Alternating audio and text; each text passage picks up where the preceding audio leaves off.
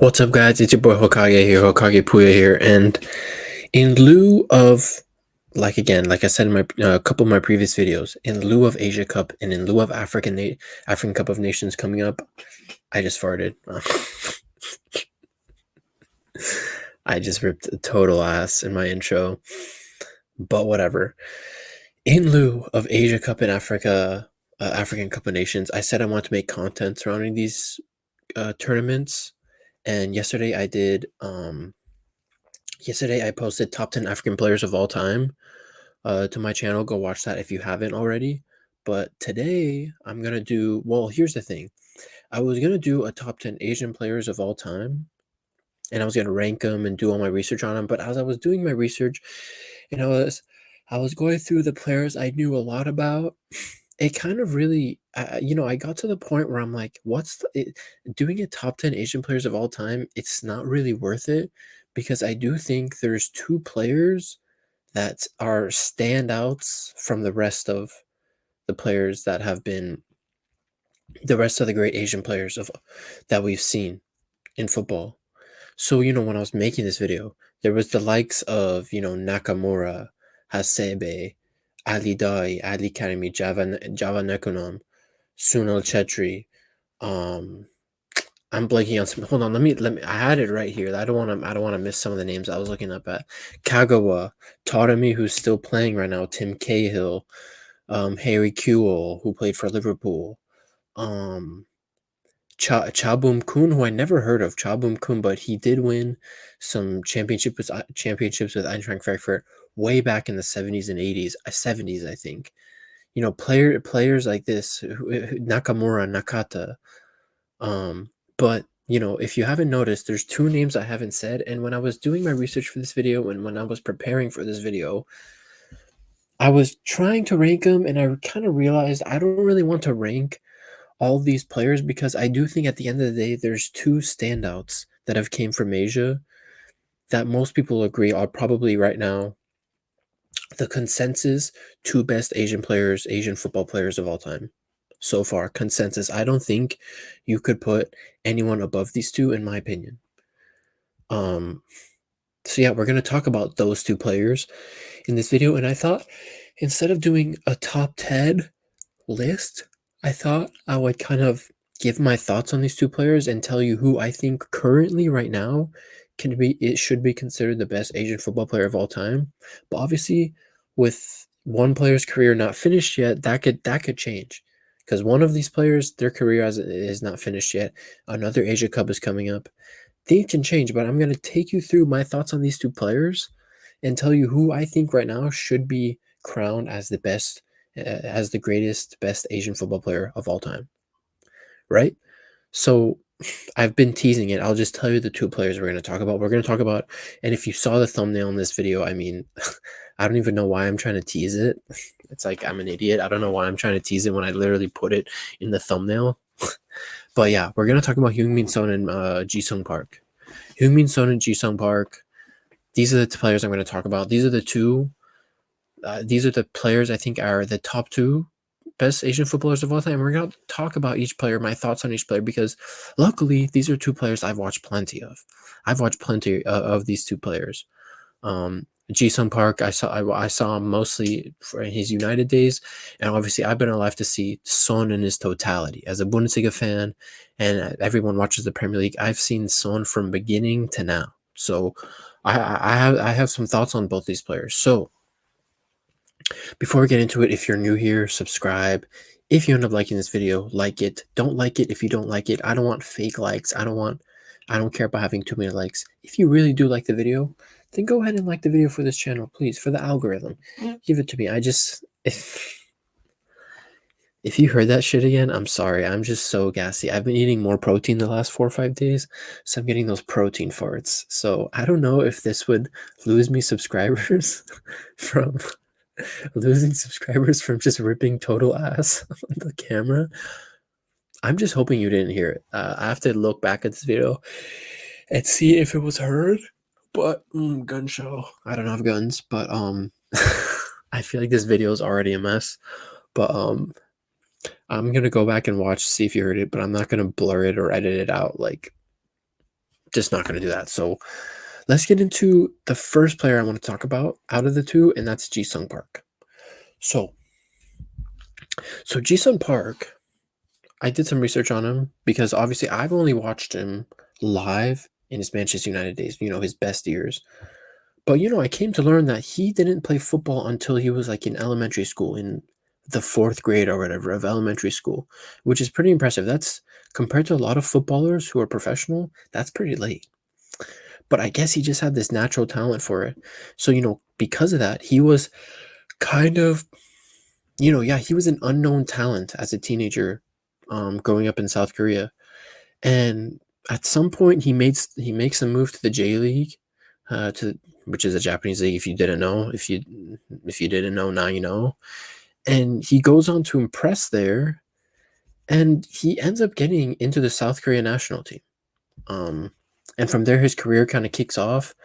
After the 2000 Asia Cup, I think 2000 Asia Cup, they finished third. He was in that squad.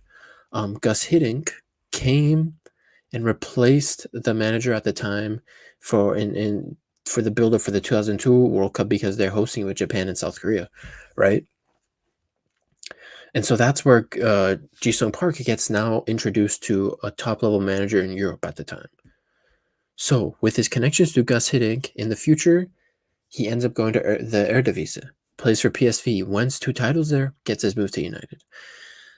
So I think a lot of people, if you're in my age group, I'm 22, turning 23 soon. What you would remember of Ji-sung Park is that, first of all, he's kind of like I really wouldn't classify Ji-sung Park as just solely a DM, because kids my age, guys my age will be a little bit misconstrued by the history. The way his teammates talk about him, you'd think he's just a hardworking midfielder, which he was. He was a very hardworking midfielder. He was almost at times, he could play as a defensive right midfielder, if that makes sense. Like he didn't have to be a central defensive midfielder. He could have been a hardworking defensive right midfielder or a left midfielder. But sometimes I feel like a lot of the time when people look at the clips of Sir Alex Ferguson talking about, oh, in the 2011 Champions League final, if I had put Ji-sung Park at halftime on Messi, I think we would have had a better chance at winning the final against Barcelona. Peak Pep Guardiola's Barcelona. That's high praise because that was Messi at his entering into his goal scoring peak. I can't even talk. Goal scoring peak for Barcelona. That's high praise from Alex Ferguson. I take Alex Ferguson's word very, very seriously. Absolutely.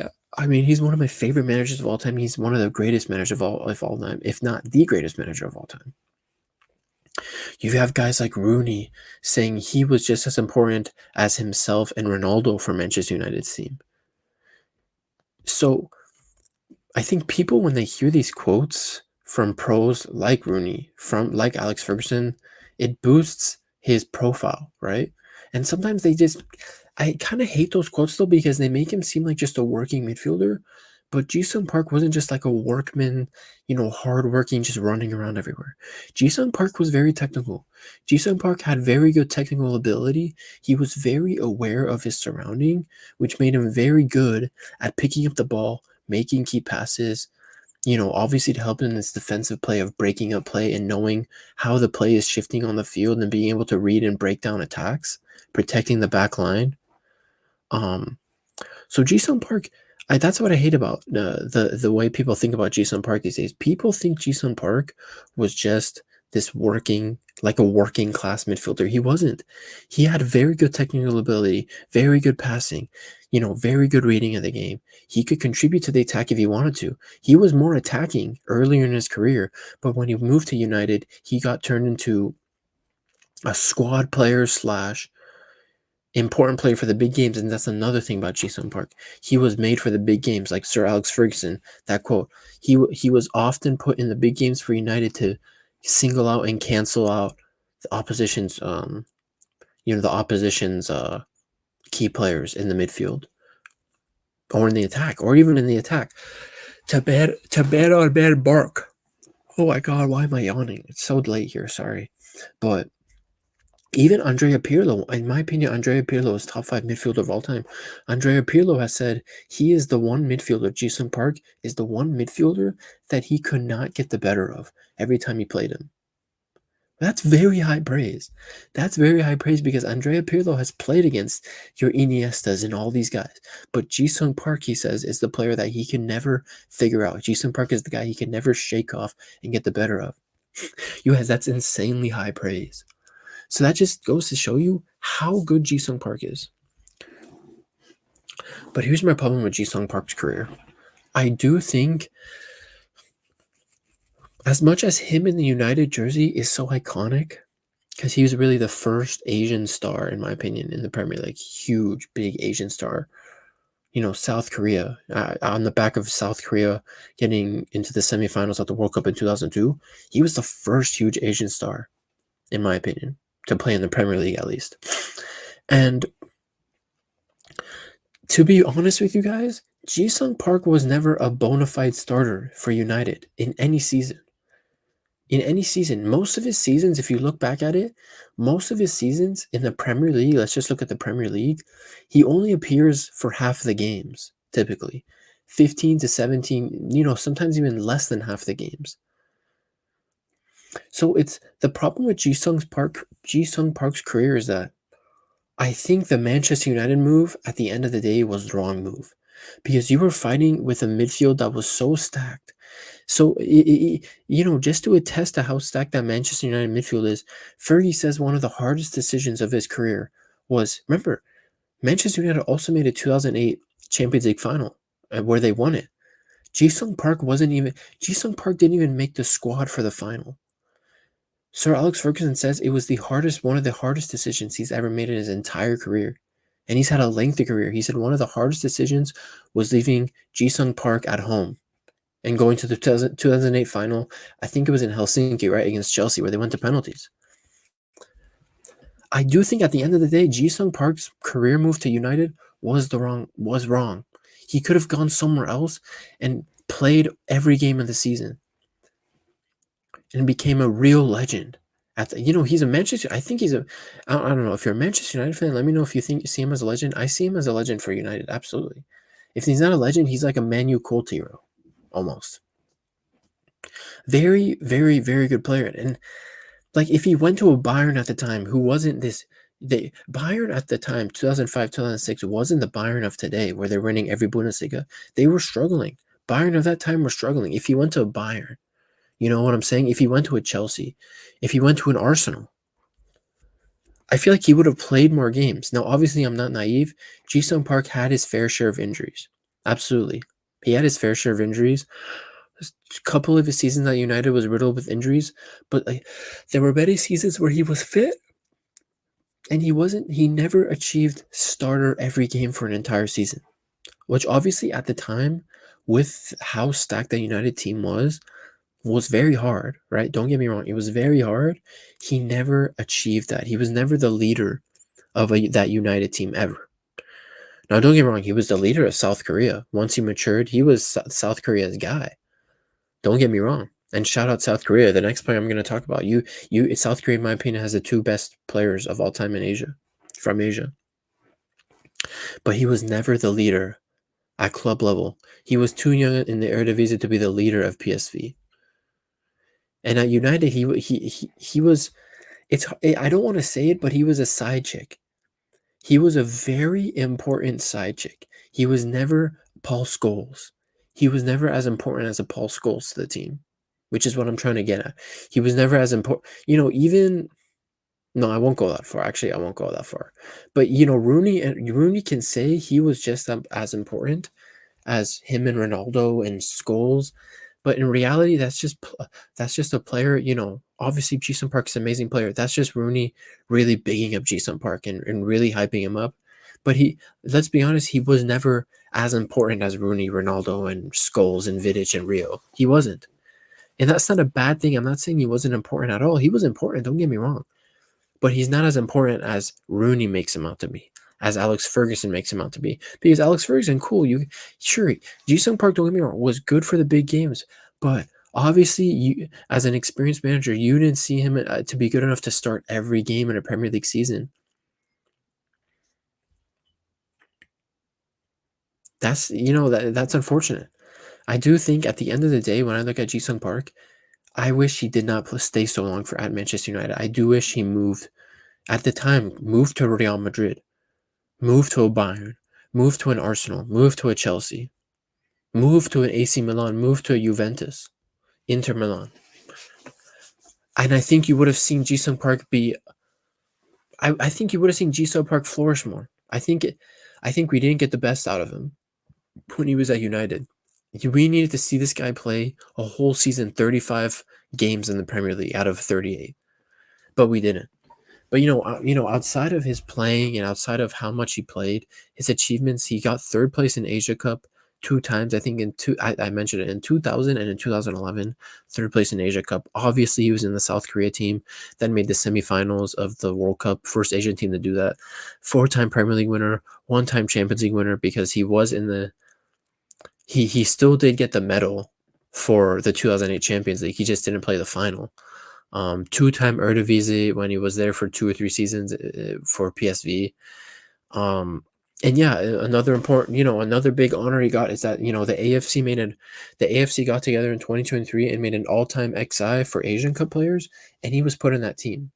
And that was voted on by players and Asian Cup AFC experts. So that's another big accomplishment. But yeah, my takeaway from Ji-sung Park is like we were kind of robbed of more Ji-sung Park football. We should have been given more Ji-sung Park, but because of how stacked that United team was, we just didn't get it. And I think that's unfortunate. I wish he didn't stay at United for so long at his peak, but he just did. He signed that 4-year extension in like 2008 or 2009, I don't remember. And he felt he was playing at the best club in the world, which, Man U and Barcelona at the time were the two best clubs in the world. So you can't blame him for staying. But I do wish maybe he was more football. I wish he had more desire to not just be a side chick. I think that's also Ji-sung Park, with many Asian players, they're very humble players.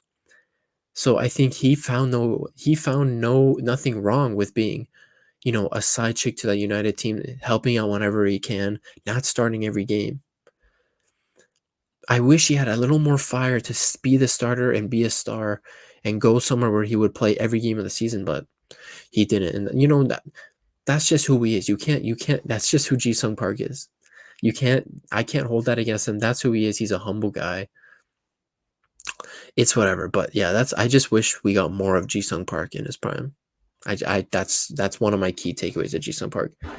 But outside of that, just a fantastic, obviously the best Asian midfielder of all time, 100%, the best midfielder to ever come out of Asia so far. But now we're gonna go on to the player who is the best attacker to come out of Asia of all time, 100%. And I think you know who I'm gonna talk about. It's this guy, Heung-min Son. So I think I've basically seen Heung-min Son from the beginning to now, 100%. I'm an avid Bundesliga fan, and I've seen this guy ever since he made his debut for Hamburg. And I think in 2010, at 18 years old, he made his debut for Hamburg, and up till his move, he dropped out of high school first of all to join Hamburg in 2008 in the academy. In 2010, when he turned 18, he makes the first team. He has a couple seasons, then he becomes he comes up full starter when he's 21 at Hamburg. 2021 at Hamburg, he becomes a full starter. Has his first season as starter. The next season, he moves to Leverkusen, plays 2 or 3 seasons there. I think he bangs in like 12 goals in the Bundesliga each season. Then he moves to Tottenham. I've seen him from start to finish, and this guy's evolution, wow. Wow, honestly, when he left Leverkusen for Spurs, I didn't expect him to be this player. I really didn't. Just ever since he's moved to Spurs, that's when his career really flourished. His partnership with Kane, just his football, like how his football has evolved.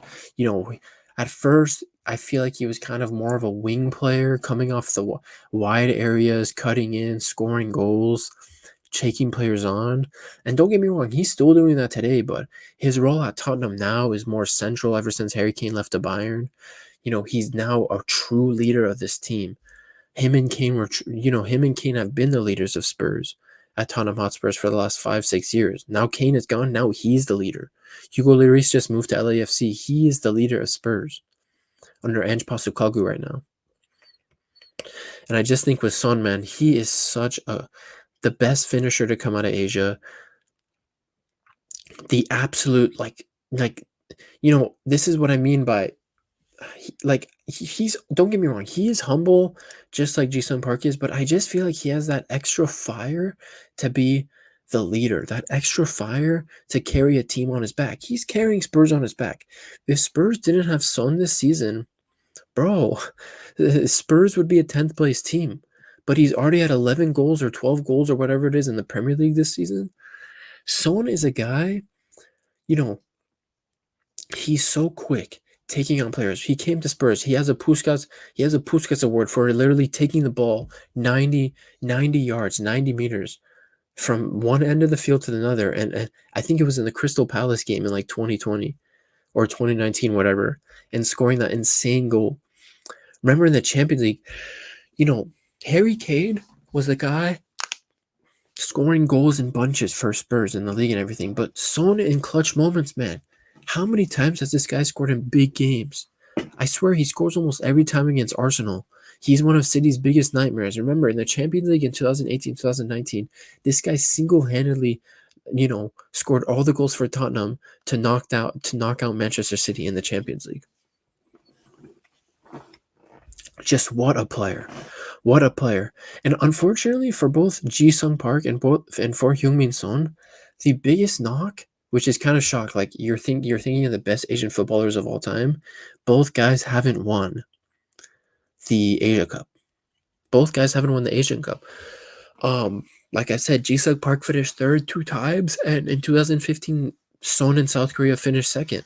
So Son obviously has finished higher in the Asia Cup, but when I mentioned in the beginning of the video that things can change in terms of these rankings and who I think is the best, if Son, in my opinion, South Korea are the favorites for this Asian Cup coming up in a couple weeks. South Korea are the favorites. If Son goes and carries South Korea and leads South Korea to an Asian Cup, I think it's without a doubt Son is the best Asian player of all time. 100%.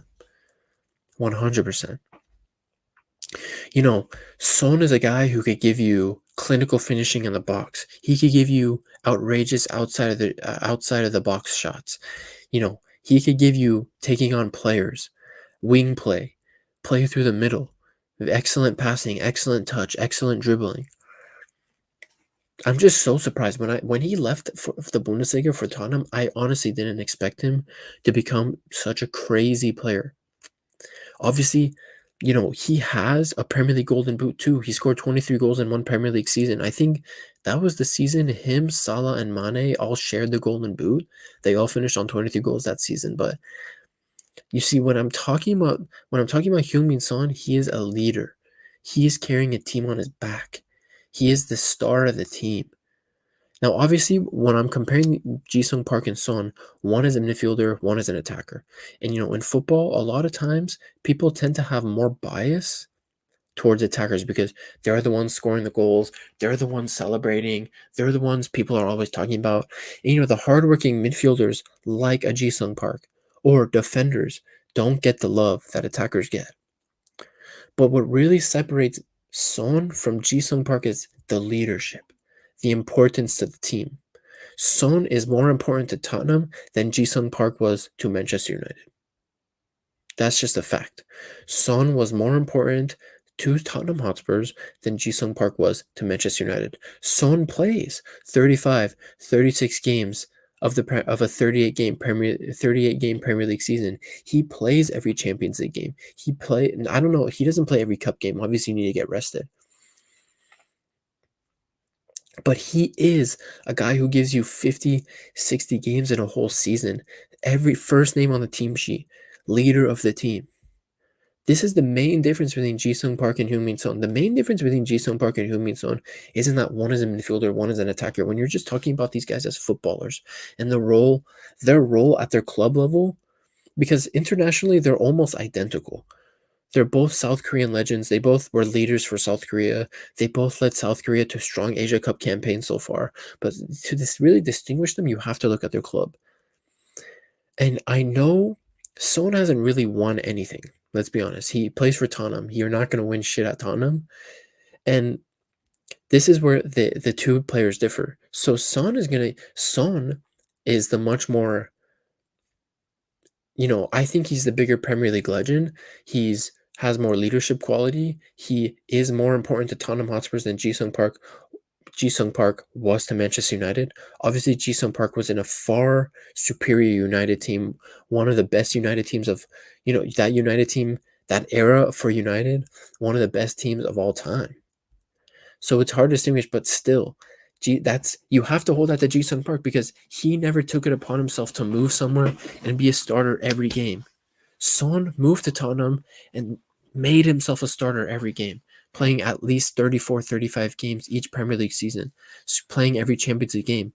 But on the other hand, on Son's case, you have a guy who's won jack shit at Tottenham. Tottenham have, the only trophy in Tottenham's trophy case is an Audi Cup they won against Bayern in 2019.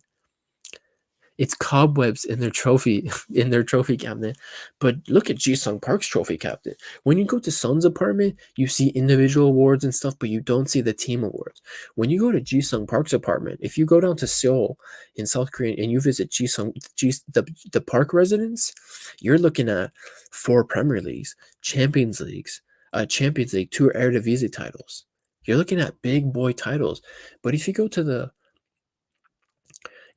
Son residence, you see some individual awards, a second place medal from Asia Cup and UCL. You don't see 4 Premier Leagues, 2 Eredivisie titles, a Champions League title. You don't see that. So that's the big distinguishing player. Two of the big distinguishing factors. With Son, in one hand, you get Premier League, a Premier League, both are Premier League legends, 100%. But Son is the bigger Premier League legend. He's a leader of this team. He was more of a bona fide starter in his team, obviously, playing 34, 35 games each Premier League season, playing every game for Tottenham. You have Ji-sung Park, who was a side chick at United, still had an important part in this team. Don't get me wrong. It wasn't like he was playing 3 games a season, right? He wasn't like Tom Stark at Bayern, who played 11 games and won so many trophies. He played, in the Premier League 15, 16, 17 games a season. And in the Champions League, he would be played in the quarterfinals and semifinals because he was built for the big games. But he never was good enough to be a starter for 35 games of a Premier League season for Manchester United. But in Son's case, he was for Tottenham. So it's interesting. I'm going to make a decision right now, and I'm going to give you an ultimatum or a what if. So I think when you look at these two players, when you look at Ji-sung Park and when you look at Heung-min Son, if I have to choose who right now at this point in time is the greatest, is the greater Asian footballer of all time, I think the best Asian footballer of all time at this moment in time is Ji-sung Park. Because although I was talking about how he was only playing 15, 16 games, a season for Manchester United in the Premier League alone, he was also being played, though, in every quarterfinal game, every semifinal game for United because he was so important for them in the big games. Sure, okay, he wasn't playing against Blackburn and Wolverhampton Wanderers week in, week out. He wasn't playing against Stoke City, Sunderland week in, week out. All right, who cares? I think that's, I was talking about how that's a negative of his career, and I wish he went to a team where he would play every week. But I do think it's not that big of a deal when you compare to Son, who's at Tottenham playing all these games but has no trophies, no Asia Cup. Ji-sung Park doesn't have Asia Cup, don't get me wrong, but he has 4 Premier Leagues, 2 Eredivisie titles, a Champions League title, a Champions League runner-up. Son just has an Audi Cup and a Champions League runner-up medal. So I think when you combine everything, I think Ji-sung Park at this moment is the greatest Asian football player of all time, 100%. But if Son goes and wins this Asia Cup with South Korea, because this South Korea team is strong. They have Hwang Hee-chan, who's on like 10, 11 goals in the Premier League this season. They have Kim Min-jae, who's a top 3 center back in the world at Bayern right now. If South Korea go and win the Asia Cup, and if they do go win the Asia Cup, Son is going to obviously have a huge part to play in it and be the leader and captain of that team. Then Son would be the greatest Asian footballer of all time. So after the Asia Cup, I'll probably revisit what I said in this video and make a new video saying, okay, so what happened? If Son goes and wins the Asia Cup, Son is absolutely, without a doubt, the greatest Asian footballer of all time. And Ji-sung Park can be second. It's no disrespect, but right now, Ji-sung Park is the greatest Asian footballer of all time. Heung-min Son is second, and obviously there's all kinds of other names that I mentioned at the beginning of the video, but I do think these are the two absolute, without a doubt, two best Asian footballers in contention for being considered the greatest. I think right now, Ji-sung Park is the greatest. Heung-min Son is second. If he goes and wins the Asia Cup in a month's time, he will be, without a doubt, the greatest Asian footballer of all time. If you made this far in the video, let me know in the comments. Do you agree with me? Are there any players besides Ji-sung Park and Heung-min Son that deserve to be in the conversation? Personally, I don't think so. But if there's anyone, let me know in the comments. I like interacting in the comments. I'm a small ass channel. I will reply to everyone. I will talk to you. Let me know your thoughts. If you made it this far into the video, you probably liked the video, so drop a like. If you're new, subscribe. And yeah, guys, I'm gonna keep that content coming as we build up to the Asian AFCON, and obviously, I'm gonna be doing post-match reactions. I'm gonna be doing post-match analysis of games at AFCON and Asia Cup. So, if you want to stick around for that and watch videos like that, I'm gonna give you that real talk. I won't keep it nice. I'll tell you what you need to be told. I won't tell you what you want to be told. And if that's what you want, subscribe, and yeah, stick around. So if you enjoyed the video, thanks for watching, guys. I really, really appreciate it that you're just watching to a random guy like me talk about this stuff. But yeah, I'll see you guys in the next one. Later.